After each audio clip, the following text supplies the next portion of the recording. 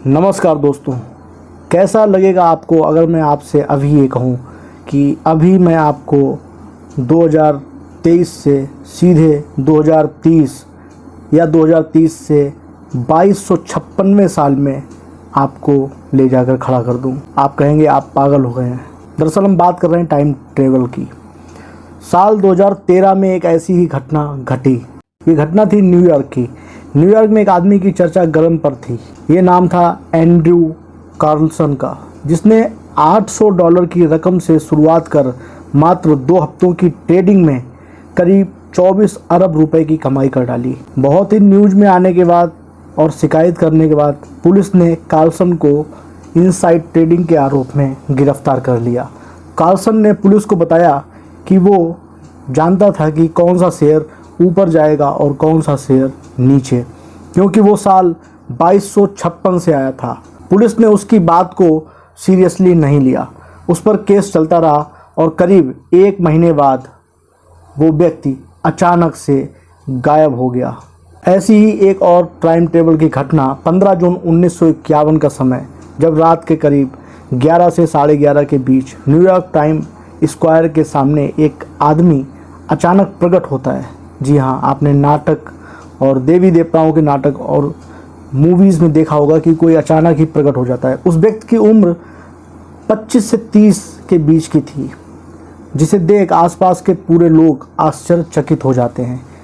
क्यों कि वह आदमी अचानक रोड के बीच में प्रकट होता है और उसने 1800वीं शताब्दी के कपड़े पहने हुए थे। ये घटना है 1951 की और उसने कपड़े पहन रखे थे 1800वीं शताब्दी के, और वह भी आसपास के माहौल को देखकर काफ़ी घबराया हुआ अपने आप में महसूस करता है। और जैसे ही वह इधर उधर भागता है, तेज़ रफ्तार टैक्सी से उसकी टक्कर हो जाने के कारण उसकी वहीं मौके पर ही मौत हो जाती है। फिर उसकी बॉडी को पोस्टमार्टम लेके जाया जाता है। उसकी सभी चीज़ों की तलाशी ली जाती है। तब उसके पास तांबे का एक टोकन था, घोड़े के तबेले का बिल और एक खत था जिस पर 1876 का स्टैंप लगा हुआ था। एक बिजनेस कार्ड था जिस पर रूडोल्फ फेंज नाम लिखा हुआ था और $70 के पुराने नोट मिले जो एकदम नए लग रहे थे। उस व्यक्ति के पास और भी कुछ चीज़ें मिली जो पुराने ज़माने की थीं, पर वह बिल्कुल नई लग रही थीं। न्यूयॉर्क पुलिस ने इन सभी चीज़ों को देखकर बहुत ही हैरानी हुई और इसीलिए उन्होंने इन सभी बातों को लेकर जांच पड़ताल शुरू कर दी। जांच पड़ताल के बाद उन्हें उस व्यक्ति की पत्नी मिली जो बहुत ही बूढ़ी हो चुकी थी। वह बताती है रूडोल्फ फेंज सीनियर या रूडोल्फ फेंज जूनियर के पिता हैं, जो 29 साल की उम्र में 1876 में अचानक गायब हो गए। वह बताती हैं कि जब रूडोल्फ फेंज एक दिन शाम को सड़क पर घूमने गए, उसके बाद वह घर कभी वापस नहीं आए और ना ही उनको किसी ने देखा, और इसलिए पुलिस में शिकायत भी उनकी दर्ज कराई गई थी। दोस्तों, क्या है टाइम ट्रेवल या टाइम मशीन? आइए समझते हैं।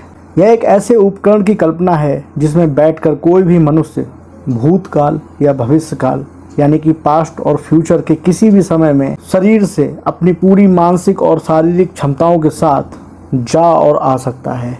अधिकतर वैज्ञानिक मानते हैं कि यह कल्पना ही रहेगी, कभी हकीकत नहीं बन सकती, क्योंकि बात यह है कि कैसे कोई अतीत में या भविष्य में जाकर अतीत या भविष्य के सच को जानकर उसे बदल सकता है। जैसे कोई भविष्य से आकर आपसे कहे कि वह आपका पोता है या अतीत में से आकर कहे कि वह आपका परदादा है, यह संभव नहीं है। वैज्ञानिक कहते हैं कि दरअसल जो घटना घट चुकी हैं उसका दृश्य और साउंड ब्रह्मांड में मौजूद जरूर रहेगा। जिस तरह आप एक फिल्म देखते हैं उसी तरह वह टाइम मशीन के द्वारा दिखाई देगा।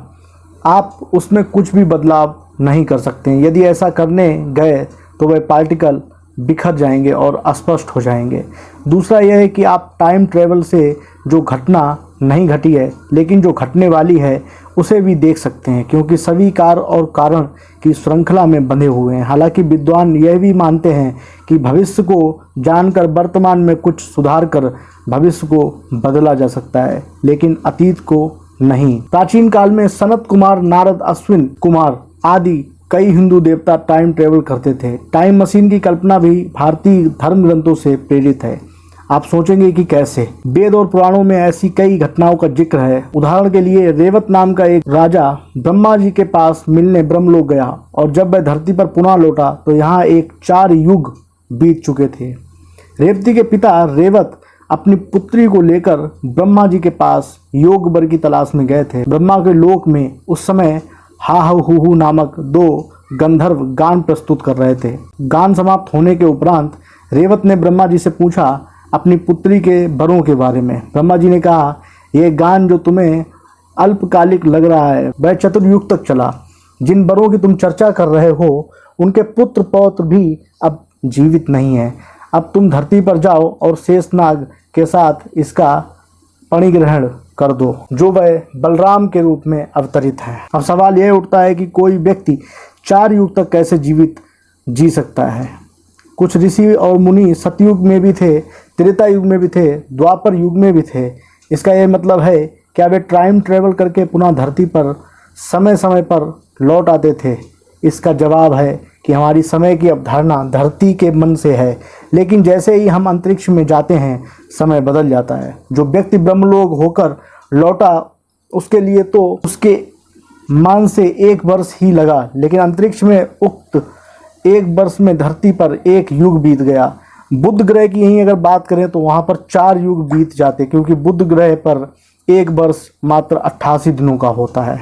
दोस्तों, पहले यह माना जाता था कि समय निरपेक्ष है और सार्वभौम है, अर्थात सभी के लिए समान। यानी कि यदि धरती पर 10 बज रहे हैं तो यह माने कि मंगल ग्रह पर भी 10 ही बज रहे होंगे। लेकिन आइंस्टीन के सिद्धांत के अनुसार ऐसा नहीं है।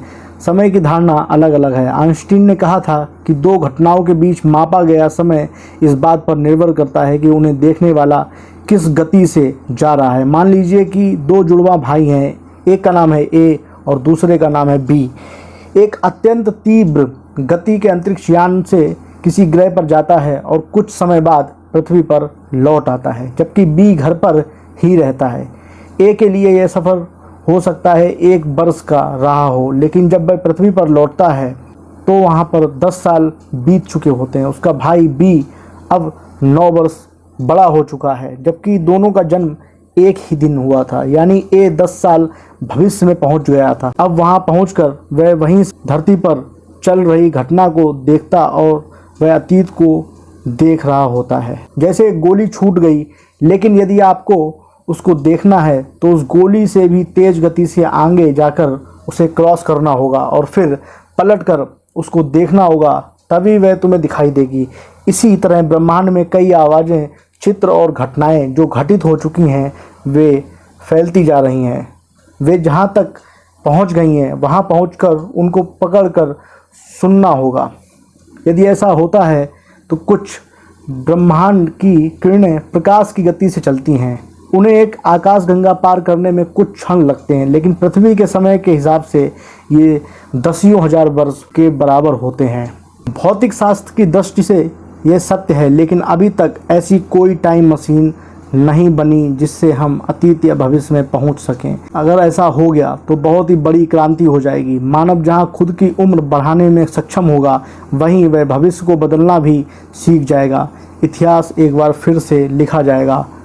एक और उदाहरण से समझते हैं। अगर आप एक कार ड्राइवर हैं और कार को ड्राइव कर रहे हैं तो आपको पता नहीं है कि 10 किलोमीटर आगे जाकर रास्ता बंद है और वहाँ एक बड़ा सा गड्ढा है जो अचानक से दिखाई नहीं देता। आपकी कार तेज गति से चल रही है। अब आप सोचिए कि आपके साथ क्या होने वाला है। लेकिन अगर एक व्यक्ति हेलीकॉप्टर में बैठा हुआ है और उसे यह सब कुछ दिखाई दे रहा है, अर्थात यह कि वह आपका भविष्य देख रहा है। यदि आपको किसी तकनीकी से पता चल जाए कि आगे एक गड्ढा है तो आप बच जाएंगे। दोस्तों, बात करते हैं ऐसे ही एक शख्स के बारे में जो दावा कर रहा है कि वो 2030 से लौट के आ गया है। दोस्तों, इस शख्स ने लाई डिटेक्टर टेस्ट यानी झूठ पकड़ने वाले टेस्ट की परीक्षा को भी पास कर लिया। इसी के साथ अब वे तमाम वादे और दावे भी सच माने जा रहे हैं जो उसने किए हैं। इस शख्स का नाम नोह है, नोह। हालांकि ये उसका असली नाम नहीं है। सुरक्षा के मद्देनज़र उसने अपनी पहचान छिपाई हुई है। आइए जानते हैं नोह ने जो भविष्यवाणी की है उनके बारे में उसने क्या दावा किया है। नोह का दावा है कि साल 2028 तक इंसानों के लिए मंगल ग्रह पर रहना और वैज्ञानिक शोध करना मुमकिन हो जाएगा। इसी साल यानी 2028 में कुछ निजी कंपनियां ये खुलासा कर देंगी कि टाइम ट्रेवल भी मुमकिन है। हालांकि टॉप सीक्रेट मिशन के लिए यह काम 2003 से जारी है। तीसरा, ये भी दावा किया 2030 तक आर्टिफिशियल इंटेलिजेंस और वर्चुअल रियलिटी का कॉन्सेप्ट पॉपुलर हो जाएगा। सभी इंसान गूगल ग्लास जैसी डिवाइस पहने नजर आएंगे। एलियंस से बातें करना मुमकिन हो जाएगा। हालांकि सरकार अभी भी ये काम कर रही है, लेकिन ये बात लोगों से छुपा कर रखी गई है। एलियंस हमारी तरह ही स्मार्ट हैं, लेकिन इंसान कई मामले में उनसे बेहतर है। साल 2030 में मार्टिन लूथर किंग जूनियर की पोती योलांडा रेनी अमेरिका की राष्ट्रपति बनेगी।